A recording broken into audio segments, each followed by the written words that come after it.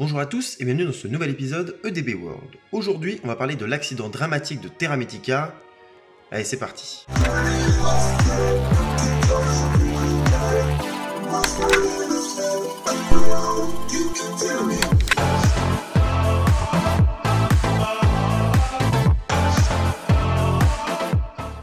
Avant de commencer, je vous invite à vous abonner à cette chaîne YouTube ainsi qu'à me suivre sur mon compte Instagram afin de soutenir mon travail. Voilà plusieurs années que je traite des accidents dans le monde des parcs d'attractions sur cette chaîne. D'ailleurs, si ça vous intéresse, je mets une playlist en description et en fiche qui les regroupe toutes. Nombreuses sont les personnes qui ont découvert la chaîne à travers ces vidéos, qui sont parfois devenues passionnées, voire même, et c'est là le plus intéressant, qui ont été rassurés à l'égard des montagnes russes et des attractions. Sachez que cette vidéo est là pour vous relater un fait, un accident, qui vous explique comment ça s'est produit, pourquoi ça s'est produit et pourquoi ça ne se reproduira plus. Les accidents dans les parcs sont des sources d'évolution en matière de sécurité au même titre que l'aviation ou l'automobile. D'ailleurs, je le répéterai jamais assez, mais la sûreté dans les lieux de loisirs n'est plus à démontrer et vous avez davantage de risques d'avoir un accident grave et même de décéder en vous rendant dans un de ces lieux de loisirs plutôt qu'en étant dedans. En ce qui concerne les montagnes russes, si on les considérait comme des moyens de transport à part entière, ce serait le moyen de transport le plus sûr du monde, devant l'avion et évidemment devant la voiture. Donc, pas de panique, vous êtes en sécurité lorsque vous vous rendez dans un lieu de loisirs. Cette vidéo n'a pas vocation à faire peur, bien au contraire.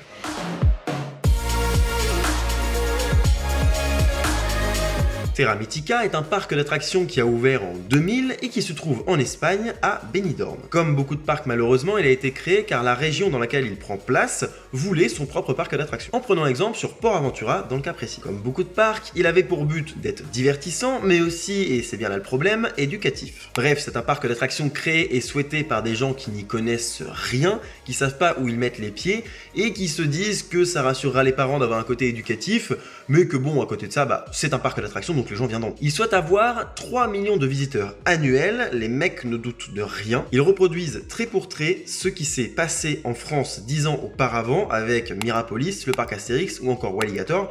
Et là, je vous dis, j'en passe plusieurs. Avec des résultats plutôt mitigés, Mirapolis a fermé au bout de 5 ans, le parc Astérix a failli fermer et a mis 30 ans à atteindre un niveau plus que correct aujourd'hui, mais ça a été très long. Et puis Walligator ne s'en est tout simplement jamais remis. À l'ouverture, c'est le bordel, surtout que les politiques de la région ont voulu ouvrir le parc avant les élections, ce qui fait que rien n'était prêt. Et donc que le fiasco est arrivé très vite. On notera tout de même une bonne qualité thématique et certaines attractions qui sont intéressantes. Mais qui pour d'autres, étant donné les retours catastrophiques, doivent fermer quelques années seulement après leur ouverture. Et encore là je parle pour les attractions qui ont pu ouvrir dans de bonnes conditions, donc sans panne, mais surtout sans être amputées d'une partie de leur thématique ou de leurs effets. Parce qu'ils ont tellement eu de mal à maintenir le parc à l'ouverture que le 3/4 tombe en panne ou alors ne pouvait pas fonctionner à son plein potentiel. Et pour par exemple un Dark Ride, on allait se retrouver avec des salles qui n'allaient tout simplement pas pouvoir fonctionner. C'est quand même grave. Du coup, la gestion du site est reprise en 2001 par le groupe Paramount Park, étant donné que les gens qui ont créé Terra Mítica se rendent compte qu'ils sont incompétents et que c'est très compliqué de maintenir un parc quand on n'a aucune expérience dans le milieu. En même temps, ça encore, c'était sûrement prévisible. Bon, évidemment, c'est toujours pas ça en termes de résultats. Paramount Park est accusé de mal faire son travail, de simplement profiter de pouvoir mettre son image sur un lieu touristique. Du coup, je vous passe un petit peu tous les changements de gestionnaire, les reventes du parc, etc. Aujourd'hui, ce dernier appartient à un groupe random qui détient d'autres parcs de loisirs autour en Espagne.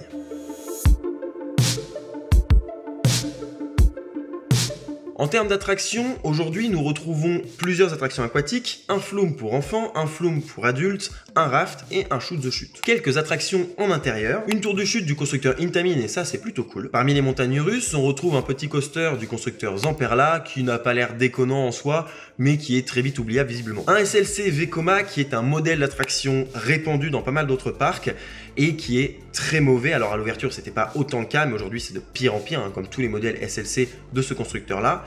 Et il faut savoir, et c'est d'ailleurs très triste, qu'à l'origine le parc voulait acheter une montagne russe inversée avec plein de records, donc une hauteur énorme, une longueur énorme, qui aurait été sûrement du constructeur Bolliger & Mabillard, qui est un autre constructeur.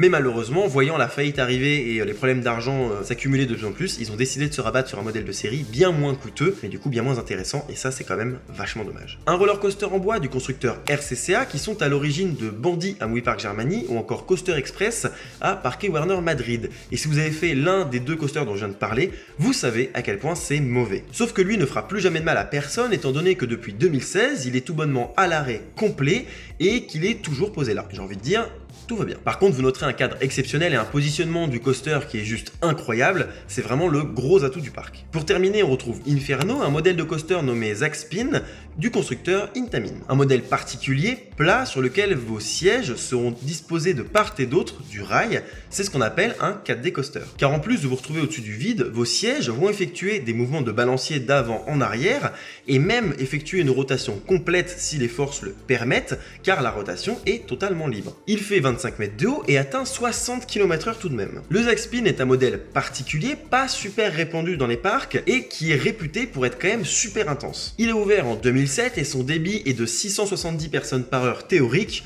mais 400 en réel, ce qui est absolument ridicule pour un parc. Voilà, vous avez un peu la base, un parc d'attractions qui est tout simplement à l'agonie depuis son ouverture, et qui en plus va subir un accident anéantissant de manière considérable les chances de s'en sortir à l'avenir.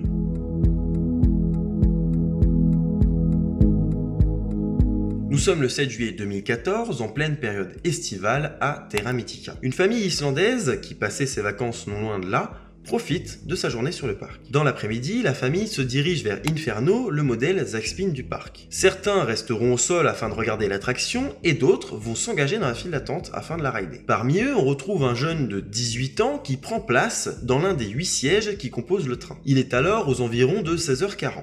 L'opérateur check les harnais qui sont composés d'une barre abdominale, elle-même retenue par 2 vérins hydrauliques. On y retrouve 2 maintiens souples qui passent au niveau des épaules et qui servent à limiter les mouvements du corps durant l'attraction. Et pour finir, on a une ceinture qui relie le wagon au harnais et qui permet de tripler la sécurité en plus des 2 vérins hydrauliques. Le jeune adulte a une morphologie importante, mais rien qui ne lui empêche de monter dans l'attraction malgré ses 144 kg. L'opérateur, une fois qu'il a terminé ses vérifications, envoie le train sur le parcours. Ce dernier gravit le lift, entame une petite pente avant de s'engager dans la première boucle. Rentre dans la seconde très rapidement avant d'entamer la 3e et dernière boucle qui est suivie juste après par la zone de frein. Et c'est lors de ce dernier élément, là où les forces sont très prononcées, que le jeune de 18 ans se voit éjecté du train à une quinzaine de mètres de haut et vient très violemment frapper le sol. Sa famille au sol accourt et les opérateurs cherchent par tous les moyens à prévenir les secours dans une panique qui est évidemment palpable. Le jeune à ce moment-là est toujours vivant mais inconscient. Heureusement, un médecin norvégien qui se trouvait dans l'attraction peut arriver rapidement auprès du jeune homme et lui prodiguer les premiers soins. Les pompiers, eux, arrivent sur place au bout de 20-25 minutes. Ils le mettent dans l'ambulance, tentent de le stabiliser, mais en vain. Il mourra quelques dizaines de minutes plus tard dans l'ambulance, les médecins n'ayant rien pu faire pour le sauver et n'ayant même pas pu quitter le parc tant son état était critique. Un accident mortel au parc d'attractions Terra Mythica près de Benidorm sur la côte espagnole. Un problème avec le harnais a été évoqué mais on ignore pour l'instant les causes du drame. Dans ce genre d'accident, pour comprendre ce qui s'est passé, il ne faut en aucun cas écouter la presse ou même les personnes qui se trouvaient sur place et qui ont été interrogées en tant que témoins oculaires. Seul le résultat d'une enquête approfondie vaut quelque chose, une enquête qui a pu donc s'assurer que les témoins ont dit la vérité et savent de quoi ils parlent. Et pour ne rien arranger, il faut savoir qu'en Espagne, ils semblent très fermés à tout partage d'informations durant une enquête, comme on peut le voir par exemple aux États-Unis où parfois un mois seulement après un accident, on a les premiers résultats d'enquête et donc on a généralement la raison principale de pourquoi et comment l'accident s'est produit. Les témoins diront donc quasiment tous que le harnais s'est subitement ouvert et que plus aucun système de sécurité ne retenait le jeune homme. Ce qui est évidemment plus qu'improbable, mais la presse, elle, va le reprendre tel quel et va jouer là-dessus. Par la suite, on a eu pas mal d'informations qui n'étaient pas vérifiées et qui n'étaient absolument pas officielles, qui ont été balancées dans des journaux, notamment un journal finlandais très reconnu en Finlande, quelque chose de sérieux, qui a quand même annoncé que Terra Mythica avait volontairement modifié les systèmes de retenue d'Inferno sans l'accord du constructeur Intamin. On parle là d'un journal finlandais qui relate d'un accident s'étant produit en Espagne avec un ressortissant islandais. Waouh, les mecs, il faut peut-être se calmer, non? Tout en se permettant de balancer des informations qui ne sont pas officielles.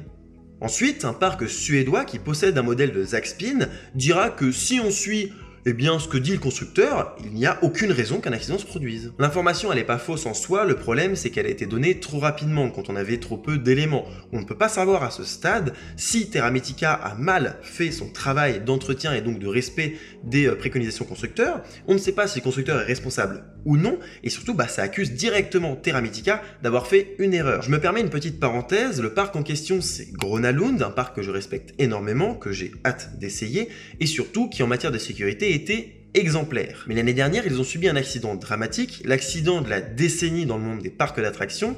Je vous en parlerai quand il sera le temps d'en parler et qu'on aura plus d'informations au sujet de ce qui s'est passé. Mais sachez que quand un parc parle comme ça et que moins de 10 ans après, ils ont un accident grave dans leur parc, ça montre juste qu'en fait personne n'est à l'abri. Et même un parc très sécurisé qui fait attention à tout et qui se permet même de donner des leçons à d'autres parcs, finalement on n'est pas mieux que les autres. Et ça peut toucher tous les parcs, même si encore une fois ça reste rarissime.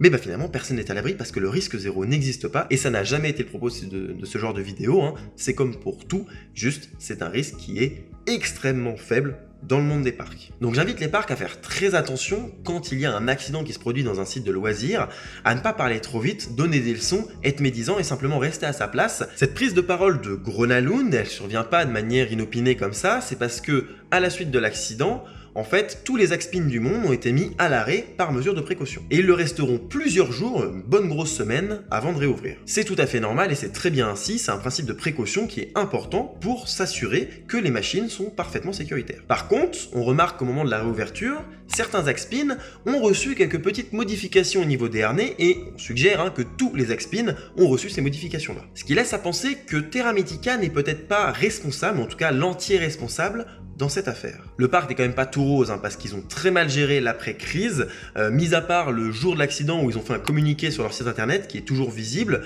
Après ça, ça a été vraiment très mal géré. Ils n'ont visiblement pas suffisamment soutenu la famille qui était en deuil, et ça c'est la famille qui le dit, mais surtout ils ont quand même eu l'audace de balancer dans la presse que le jeune était trop lourd pour l'attraction et que c'était ça la raison de l'accident. En gros, ils l'ont pas dit dans ces termes, mais ils l'ont fait comprendre. Alors non, la personne était évidemment autorisée à monter dans le train. Il faut comprendre que le constructeur Intamin développe l'attraction pour un poids de 125 kg. Ça veut dire que si vous faites 125 kg, vous pouvez monter une attraction sans aucun risque. Ça ne veut pas dire que si vous dépassez ce poids, vous avez un risque. Ça veut simplement dire que eux, ils l'ont validé à ce poids-là. Il y a une marge de tolérance énorme, c'est-à-dire que si vous faites 144 kg, en aucun cas, vous allez dépasser assez pour vous mettre en danger normalement. Mais surtout, et c'est là que c'est important de comprendre ça, c'est que la société de sécurité, de sûreté qui s'assure que tout est en ordre avant l'ouverture de l'attraction, a validé une ouverture avec un poids supérieur à 125 kg. La raison, c'est qu'ils mettent en place des mesures de sécurité supplémentaires, ils demandent à l'opérateur de checker de manière plus importante le harnais, s'assurer que l'écartement en ouverture est bon, que la personne est bien installée et surtout que la ceinture qui relie le harnais au siège est correctement fixée, elle est en bon état, etc. Quand on a une personne avec une morphologie plus importante, le harnais va être davantage ouvert, alors c'est un écartement qui est réglé et donc si on dépasse une certaine limite, ça ne part tout simplement pas, c'est présent sur plein de montagnes russes. À ce moment-là, la ceinture va servir de rempart supplémentaire et important, alors qu'à la base c'est juste quelque chose en plus comme ça, en mode bon, c'est la troisième sécurité mais elle est jamais utilisée, les ceintures dans les montagnes russes sont quasiment jamais sollicitées, mais quand on a une personne de plus forte corpulence, là ça peut devenir plus important. C'est pour ça que sur Osiris par exemple au parc Astérix, vous avez des sièges qui sont réservés aux personnes avec des corpulences plus importantes et donc qui ont deux ceintures pour être sûr que quoi qu'il arrive, le harnais sera correctement fermé. Donc c'est important de comprendre ça et c'est pour ça que l'opérateur a fait son travail et a correctement checké cette partie du harnais. Donc rien n'indiquait à ce jeune qu'il ne pouvait pas participer à l'attraction. Le constructeur n'avait pas mis une limite maximum en disant on n'a pas le droit de la dépasser. L'organisme de sécurité n'avait pas interdit les personnes dépassant les 125 kg de monter dedans et le parc l'autorisait également avec une procédure différente. Donc tout était en ordre et le parc, quand il sous-entend que le jeune était trop lourd, c'est vraiment très malvenu et c'est là qu'ils ont très mal géré la crise. Ils se sont juste permis de dire ça pour se dédouaner et ça c'est pas bien. Bref, mis à part ça, l'entretien a correctement été fait sur cette attraction, les organismes de contrôle l'avaient validé, l'opérateur a correctement vérifié le harnais, Inferno a tourné correctement pendant 7 ans sans aucun problème, le modèle était en service dans d'autres parcs et rien de tel n'a jamais été observé. Alors, quelle est la cause de cet accident? En fait, à proximité du harnais, vous avez une coque qui est attachée. Cette pièce, si elle est soumise à une force de plus de 70 kg, peut se déloger. Avec le poids du jeune sur le harnais, Cette coque s'est déplacée, a changé de position, le tout en restant solidaire du train. La pièce est venue rentrer en contact avec la ceinture qui relie le siège au harnais. La surface qui rentre en contact avec la ceinture est une surface tranchante qui est venue couper la ceinture. Ensuite, lors de la dernière boucle, s'est produit le pire scénario possible. Le wagon étant libre, je vous le rappelle, il va produire une rotation aléatoire. Ce qui fait que lors de ce tour-là, les forces ont été très prononcées à ce moment précis de la traction. Si on ajoute à ces forces considérables le poids du jeune, on a donc un harnais qui va avoir une ouverture légèrement supérieure. On parle de quelque chose de minime, hein, évidemment, je le précise, petite parenthèse d'ailleurs, sachez que c'est comme pour tout, hein, vous avez beau avoir quelque chose de très résistant, si vous tirez dessus, vous allez pouvoir le déplacer un tout petit peu. Bah là c'est pareil, c'est une marge qui est prise en compte lorsqu'on règle le harnais au niveau du constructeur et des organismes de sécurité, c'est tout à fait normal, sauf que là, vous avez la ceinture qui est censée éviter d'avoir un écartement supérieur du fait que la personne qui est dedans a déjà une ouverture importante du fait de sa morphologie. Sauf que je vous le rappelle, la ceinture a été coupée par le morceau de coque qui dépassait. Et donc à ce moment-là, on a une ouverture de 25 cm entre le harnais et le siège. Cet écart, dans ces conditions-là, dans ces sièges-là, à cet instant précis, est suffisant pour que la personne glisse avec les forces qui l'incitent à glisser entre le harnais et le siège.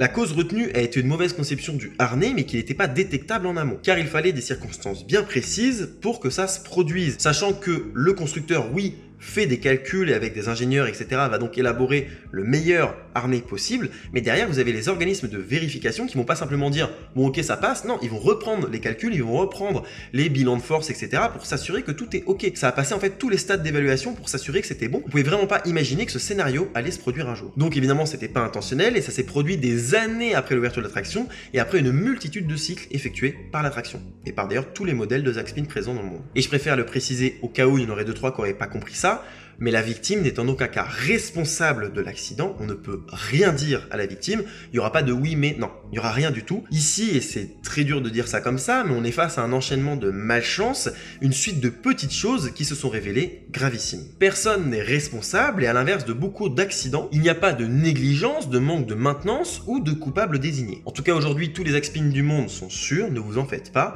et d'ailleurs Inferno a rouvert en juillet 2015. Voilà, c'est à présent la fin de cette vidéo, je vous remercie de l'avoir suivi jusqu'au bout, je vous dis à bientôt pour un prochain épisode, soit en EDB World, soit une vidéo dans un parc. D'ici là, soyez enthousiastes, salut!